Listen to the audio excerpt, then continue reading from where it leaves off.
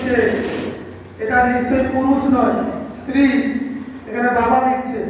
ভালো করে লেখাপড়া কর, বদমাশি করবি না। আর সাক্ষর করবো।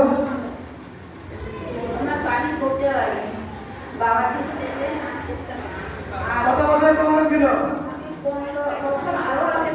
আরো আগে থেকে। বাড়ি কোথায়? করতে পারি। কি করে সুস্থ হয়েছো?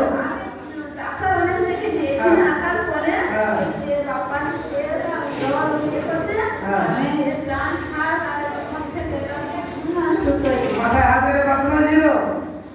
হয়েছিল? এখন প্রবলেম নেই?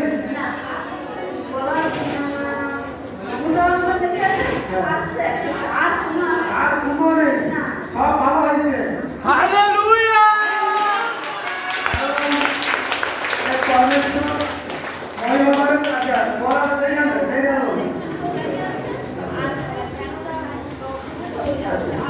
আচ্ছা, আমি এদের মতো কথা বলি।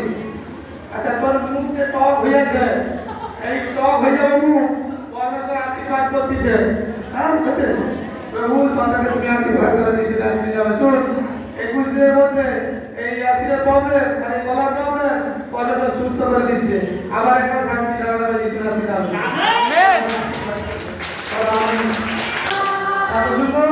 হালেলুয়া! প্রভৃতি মায়ের অনেক বড় সাক্ষী। এই মা সাক্ষ্য দিচ্ছে যে মায়ের 15 দিন ধরে হাতের খুব যন্ত্রণা হতো।